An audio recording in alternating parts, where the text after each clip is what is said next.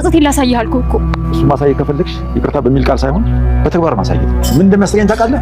በባዶ መቅረት። ምን ነው ውጪ ስትሆን ምላስ ረዘም። አንተ አውቶማቲክ ጨለማን ተገና አድርገህ መጣህ እንጂ ፊት ለፊት አልገጠምከኝም። እና አንተ እኔን እመታለሁ እያልከኝ ነው? ለማንኛውም በመርፌ ቢወጉ የምተነፍስ ነው የሚመስለው። አንተ እኮ ነገር እየዋለሁ ብለህ ዋሻኝ። ከዚህ በኋላ የሚያስተማምንን ገንዘብ ነው። የምን ገንዘብ? 1 ሚሊዮን ብር ታዘጋጅልኛለሽ? ጊዜ የለኝም። እኔም እኮ እንደ እህት ስላየሁሽ ነው ከወንድ ጋር ሳይሽ የተቆጣሁት። እንደ እህት ማየት ጥሩ ነው፣ ግን ደግሞ እኔ እኮ ሕፃን ልጅ አይደለሁም። ምን ማድረግ እንዳለብኝና እንደሌለብኝ አውቃለሁ። ደግሞ ስራዬንም በአግባቡ እየሰራሁ ነው።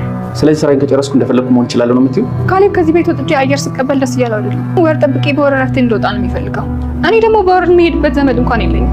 ወጥቶ አየር መቀበልን ግን እንድከለከል አልፈልግም አባዬ። እስካሁን ህግ ስትከተይ ነበር፣ አሁን ግን ማስፈራራት ነው ያልሽው። ማስፈራራት? ካሌብ ደህና ነገር በገንዘብ መስሎኝ ቀጥረህ የምታሰራኝ? አዎ እሱ የጠፋሽ መሰለኝ። አባዬ እኔ ከዚህ በላይ አልችልም። ውስጥ በል ስብራቷን አልቅሳ ተወጣው። እሱንም ልከለከላት ነው የተነሳው። ቆይ ለምንድን ነው ቤት የለቃችሁ ማትወጡልኝ? እንዳንቺ አይነት አረመኔና እንደሱ አይነት ማሰብ የማይችል ሰው ማየት ሰልስቶኛል። አባዬ እኔ እኮ ቤቴ ነው። ቤትህ ነው? ኧረ ማን ሰጥቶ? ቤቴ ነው ትላለህ ደግሞ። አረ ተረጋጋ አባዬ።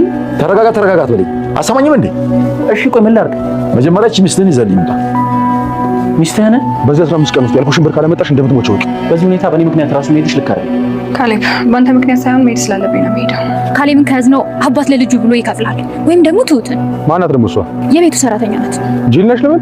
የፈለግከውን በል። እኔ ግን ጥሩ ሀሳብ ነው የነገርኩህ። ልጄ ወስነሽ ነው ግን እንዲህ በድንገት የምትሄጂው? ወስኛለሁ አባዬ። አላስገድድሽም፣ ግን ቢያንስ ተዘጋጅተሽ አትሄጂ። የምትፈልጊውን ገንዘብ ግን አስገባልሻለሁ።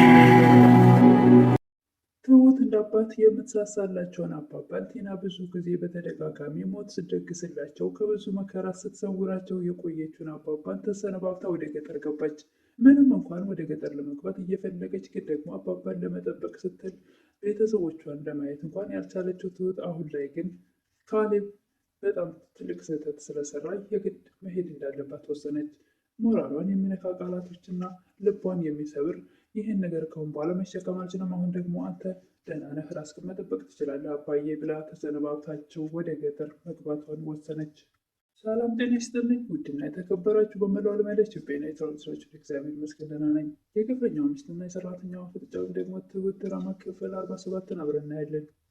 የባለፈው ክፍል ዳኒ አባባን እግራቸው ስር ተደፍቶ አባዬ ብዙ አስቀይሜያለሁ፣ ይቅርታ እንድታደርግልኝ ይፈልጋለሁ። በእርግጥም እኔ ይቅርታ የሚገባኝ ሰው አይደለም፣ ግን አንተ ደግሞ ይቅርታ የምታደርግ አባት ነህና እባክህ ይቅርታ አድርግልኝ እያለ ሲማጸናቸው፣ እሳቸው ደግሞ ምንም መልስ አልሰጡትም ነበር።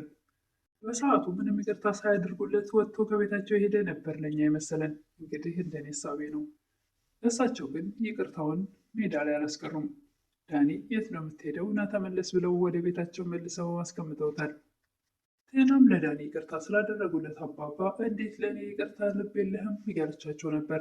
አባባም መንገድ ላይ እየተከታተለቻቸው ስለነበረ ደግሞ መከታተል ጀመር። ሲያጅ በፊትም ተከታተለች ነው ያን ሁሉ ጉድ የሰራሽኝ እያሉት ነበር። ቴናም ሁልጊዜም ቢሆን እኔ ተለውጫለሁ፣ እኔ ተስተካክያለሁ እያለች ከጀርባ ግን ክፋት ስለምትሰራ ይሄንን ስለሚያውቁ አባባ ይቅርታሽን በአፍ ሳይሆን በተግባር አሳይኝ እባክሽ፣ ከዚህ በኋላ አትከታተይኝ ብለው ጥለዋት ሄዳሉ። አጋቹ አባባን አግኝቶት ይገርማል አለህ እንዳልሞትክም እያለው ነበር። አባባም ደግሞ በቀን በሌሊት ትጓዛለህ ማለት ነው? አጋቹም ማን ነው እንድትወጣ ያደረገ እያለ ነበር። ማን ይመስላል? ያው ራሱ አጋቹ ካልሆነ በስተቀር እንደዛም አይሆንም እያለ ነበር አጋቹ። አባባ አጋቹን በባለፈውም ጨለማን ተገና አድርገህ ከጀርባ መጣ እንጂ እኔ ፊት ለፊት ብትሆን ኖሮ አታቀተኝም ነበር እያሉ ነበር። ምነው አንተ ውጭ ስትሆን ምላስ ረዘመ እያለ ነበረ። ማንኛውም በመርፌ ቢወጉህ የምትተነፍስ ነው የምትመስለው፣ ግን ደግሞ ህግ ያለበት ሀገር መሆኑን አትርሳ እያሉት ነበር አባባ። አንዱን ምረጣ፣ ወይ በህግ ወይ ደግሞ በጉልበት እያለ ነበር። አንተን እኮ ግንባርከን ብዬ መድፋት አያቅተኝም እያሉ ነበር አባባ። ይህን ደግሞ ወንጀለኛ መሆን አልፈልግም፣ አብራችሁ እኔ ጋር እኔ ላይ ተጫወታችሁብኝ አይደለ እያለ ነበር አጋቹ። ቆያችን ጭባ ደግሞ አልለቃትም እያለ ነበር። ስለ እሷ አይመለከተኝም፣ እኔን ግን ተወኝ። አባባም የእሷ ተባባሪ ነህና ፖሊስ ታልጠራ ከዚህ ሂድ እያሉት ነበር። ንገራት አሳያታለሁ፣ አንተንም ቢሆን ከፈለኩ አግታለሁ እያለ ነበረ። አባባም ምን ማድረግ እንዳለብኝ አውቃለሁ ብለው ስልካቸውን አውጥተው ወደ ፖሊስ ሲደውሉ እሱ ወዲያው ተነስቶ ይሮጣል። አጋቹ ከአባባ ጋር ተነስቶ ከሄደ በኋላ ቲናን መንገድ ላይ ያገኛታል። አንገቷን ንቅ አድርጎ ይይዛታል። እኔ እኮ ምንም አላደረግኩም እያለችው ነበረ። ገድዬዋለሁ ብለኸኛል ነበር እያለችው ነበረ። እንኳን ገድልኩት ደግሞ ካስወጣሽ በኋላ እንደዚህ አፋልኝ ብለሽ ታወሪያለሽ? እውነቴን ነው የምልህ፣ እኔ አይደለሁም እኔ ከፍዬ አሰግቼው እንዴት የማስፈታው ይመስላል እያለችው ነበር። አሁንም እያዋሸች ነው እያላት ነበረ። እሱም ከዚህ በኋላ ብር ሳትች እንዳትዘውልኝ፣ የምን ብር ነው እያለች ነበር ቲና።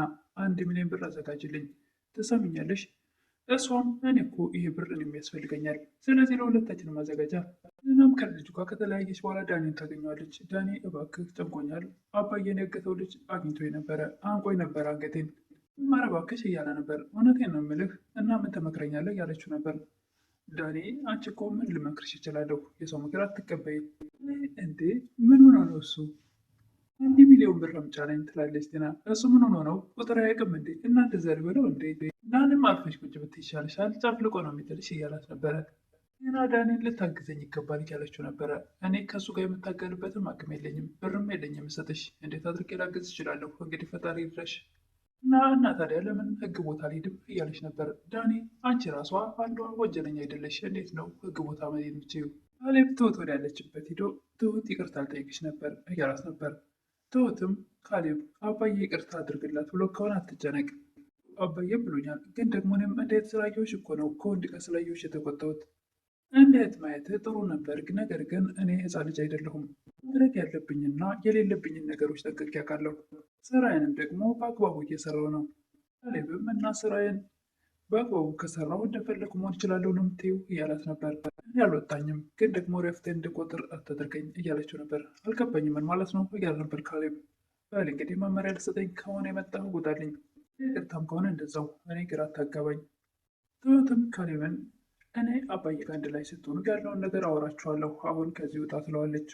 ትሁት አባባና ካሌብ ወደ ተቀመጡበት ወደ ሳሎን ሄዳ አባዬ አንድ ነገር ላወራችሁ ነበር ትላለች። ጠይቄን ሻውሪን አባባ እያሏት ነበር።